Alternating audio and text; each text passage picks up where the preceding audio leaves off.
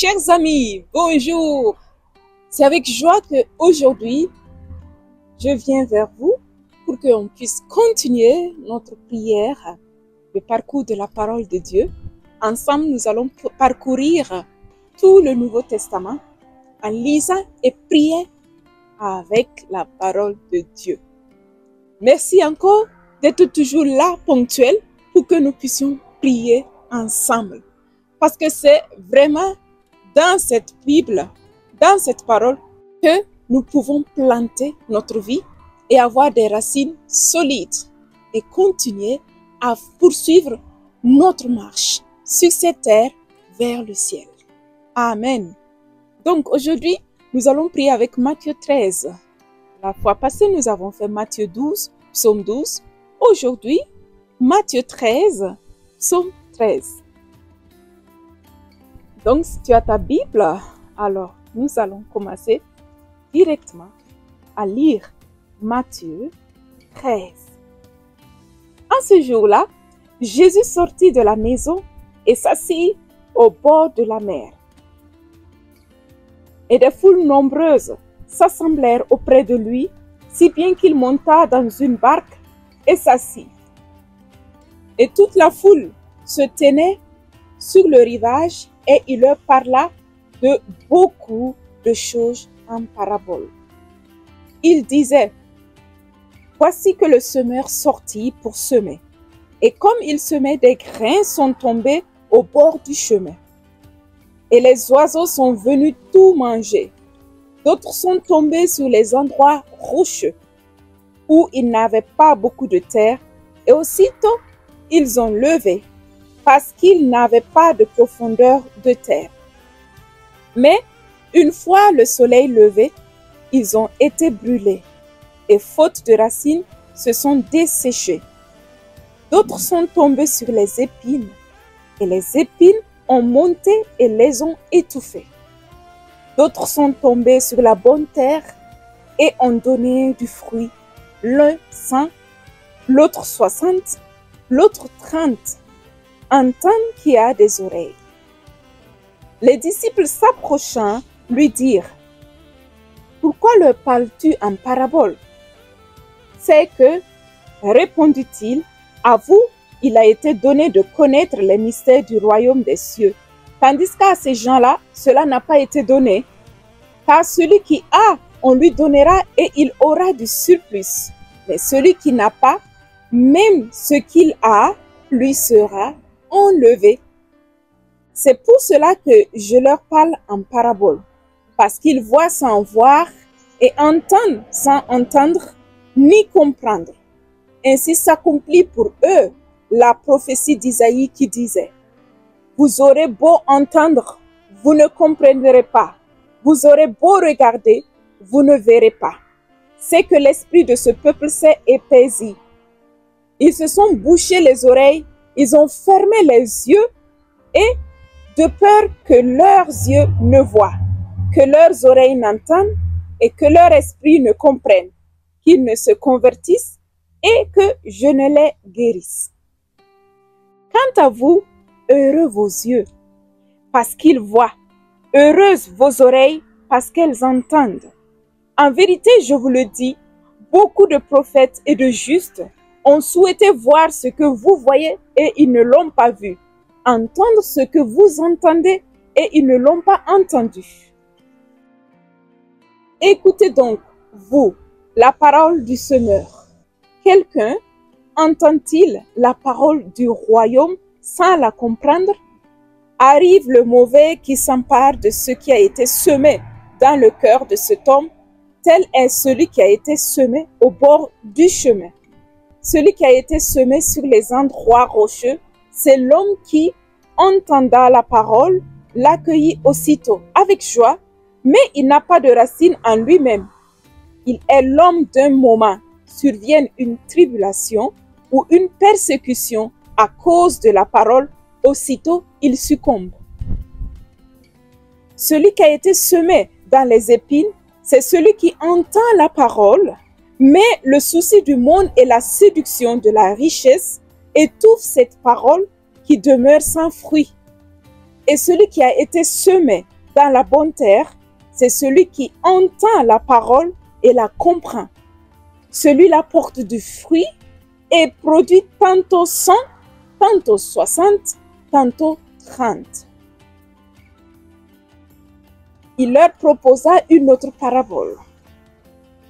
Il en va du royaume des cieux comme d'un homme qui a semé du bon grain dans son champ. Or, pendant que les gens dormaient, son ennemi est venu.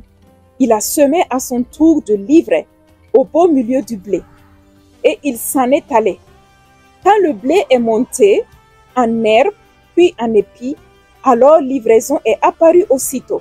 S'approchant, les serviteurs du propriétaire lui dirent, « Maître, n'est-ce pas du bon grain que tu as semé dans ton champ? D'où vient donc qu'il s'y trouve de l'ivraie? » Il leur dit, « C'est quelque ennemi qui a fait cela. » Les serviteurs lui disent, « Veux-tu donc que nous allions la ramasser? » « Non, dit-il, vous risqueriez, en ramassant l'ivraie, d'arracher en même temps le blé. Laissez l'un et l'autre croître ensemble jusqu'à la moisson. Et au moment de la moisson, je dirai au moissonneur, ramassez d'abord l'ivraie et liez-la en bottes que l'on fera brûler. Quant au blé, recueillez-le dans mon grenier. » Il leur proposa une autre parabole. Le royaume des cieux est semblable à un grain de sénévé qu'un homme a pris et semé dans un champ. C'est bien la plus petite de toutes les graines, mais quand il a poussé, c'est la plus grande des plantes potagères qui devient même un arbre au point que les oiseaux du ciel viennent s'abriter dans ses branches. Il leur dit une autre parabole. Le royaume des cieux est semblable à du levain qu'une femme a pris et enfoui dans 3 mesures de farine jusqu'à ce que le tout ait levé. Tout cela, Jésus le dit aux foules en parabole. Et il ne leur disait rien sans parabole, pour que s'accomplisse l'oracle du prophète. J'ouvrirai la bouche pour dire des paraboles, je clamerai des choses cachées depuis la fondation du monde. Alors, laissant les foules, il vint à la maison et ses disciples s'approchant lui dirent, « Explique-nous la parabole de l'ivraie dans le champ. » En réponse, il leur dit, « Celui qui sème le bon grain, c'est le Fils de l'homme. Le champ, c'est le monde. Le bon grain, ce sont les sujets du royaume. L'ivraie, ce sont les sujets du mauvais. L'ennemi qui la sème, c'est le diable. La moisson, c'est la fin du monde. Et les moissonneurs, ce sont les anges. De même donc qu'on enlève l'ivraie et qu'on la consume au feu, de même en sera-t-il à la fin du monde. Le Fils de l'homme enverra ses anges qui ramasseront de son royaume tous les scandales et tous les fauteurs d'iniquité et les jeteront dans les fournaises ardentes. Là seront les pleurs et les grincements de dents. Alors les justes resplendiront comme le soleil dans le royaume de leur Père. Entends qui a des oreilles. Le royaume des cieux est semblable à un trésor qui était caché dans un champ et qu'un homme vient à trouver.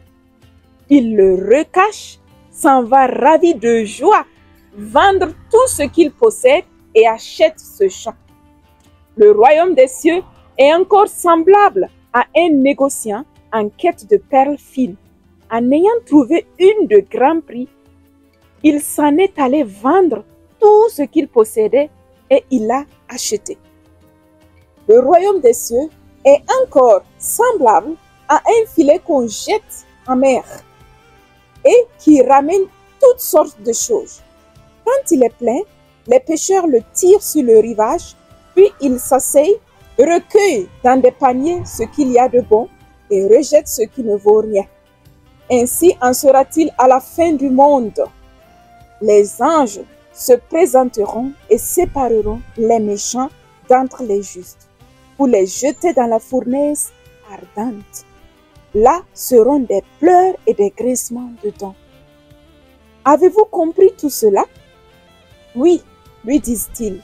Et il leur dit, ainsi donc, tout scribe devenu disciple du royaume des cieux est semblable à un propriétaire qui tire de son trésor du neuf et du vieux. Et il advint quand Jésus eut achevé ses paraboles, qu'il partit de là et s'étant rendu dans sa patrie, il enseignait les gens dans leur synagogue de telle façon qu'il était frappé et disait: d'où lui viennent cette sagesse et ces miracles? Celui-là n'est-il pas le fils du charpentier? N'a-t-il pas pour mère la nommée Marie et pour frères Jacques et Joseph, Simon et Jude? Et ses sœurs ne sont-elles pas toutes chez nous? D'où lui viennent donc tout cela? Et ils étaient choqués à son sujet.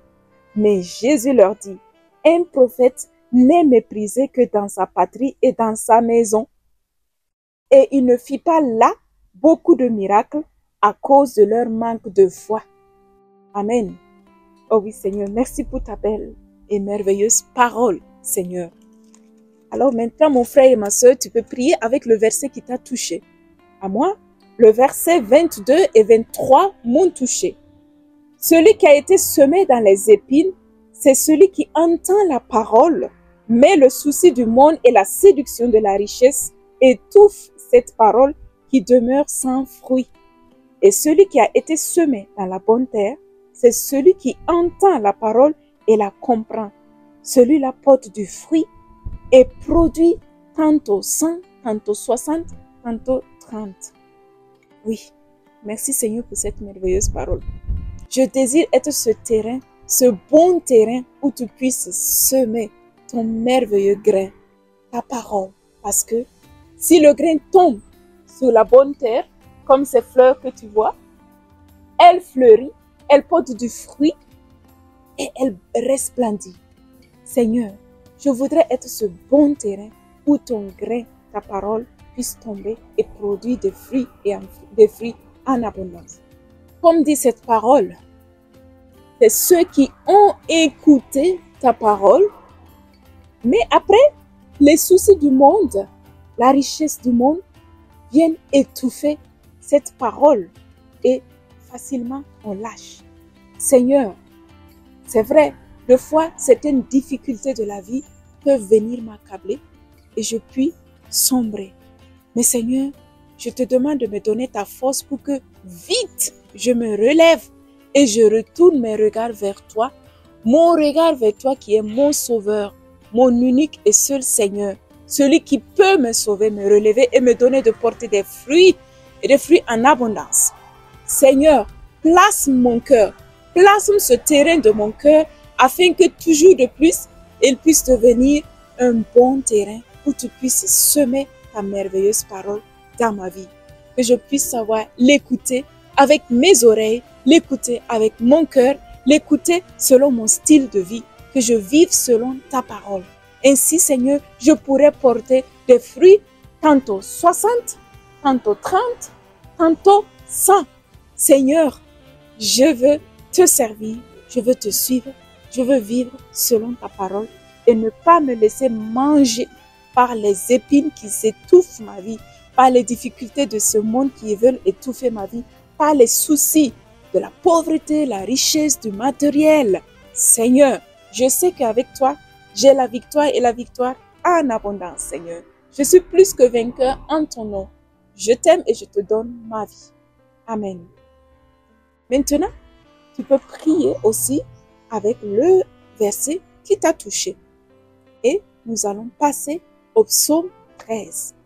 Je te rappelle toujours, mets la marque qui pourra te ramener tout de suite au prochain chapitre d'où nous serons. Ça veut dire le chapitre 14 pour la prochaine fois.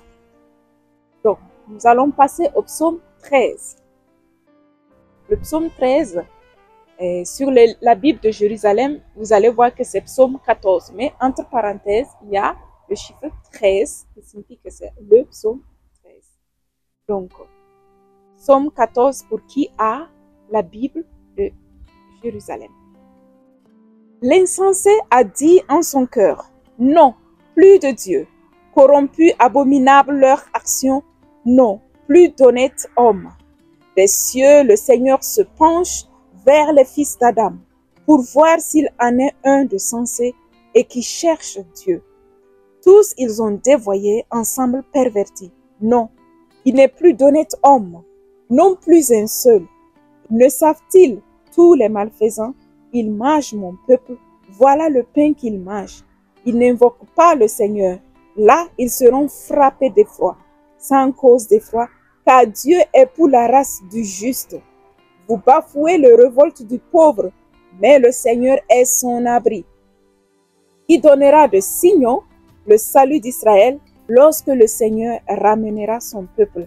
Allégresse à Jacob et joie pour Israël. Amen. Et maintenant, nous pouvons prier avec le verset qui nous a touchés. Je vais commencer moi avec le verset 7. Qui donnera de Sion le salut d'Israël lorsque le Seigneur ramènera son peuple. Allégresse à Jacob et joie pour Israël. Oui, Seigneur, merci parce que tu nous ramènes sur tes justes et bonnes voies. Ton peuple, c'est qui? C'est tous tes enfants qui reconnaissent que tu es leur Seigneur. Oui, Seigneur, ramène tes enfants qui se sont éloignés, Seigneur. Ramène-les à toi. Oui, Seigneur, je te demande de ramener toujours mes pensées à toi, mes sentiments à toi, mes actions à toi. Tout ce que je fais, Seigneur, que ça soit vraiment pour la gloire de ton nom. Ramène-moi toujours, Seigneur, sur tes justes et bons chemins. Je veux toujours marcher sur tes voies. Lorsque je déroute, Seigneur, ramène-moi sur la juste et bonne voie pour que je puisse, Seigneur, vraiment marcher sur tes chemins et porter du fruit en abondance, Seigneur. Et lorsque même je tombe, je puisse tout de suite me relever, fixer mon regard à toi et continuer de cheminer sur tes justes et bonnes voies. Amen. Merci, Seigneur. Merci à toi, mon frère et ma sœur. Je suis heureuse et contente de pouvoir prier ensemble avec toi dans cette beauté, dans cette nature merveilleuse. Que la bénédiction du Seigneur te rejoigne là où tu es. Sois béni, que la main du Seigneur se repose sur toi afin que tu puisses expérimenter sa protection divine, sa présence qui t'accompagne, afin que tu puisses vraiment ouvrir davantage ton cœur pour accueillir ce grain merveilleux dans ton cœur et pouvoir porter du fruit et du fruit en abondance afin que le royaume des cieux vienne davantage sur cette terre. Amen. Sois béni mon frère et ma sœur et à la semaine prochaine. Au revoir. Au revoir.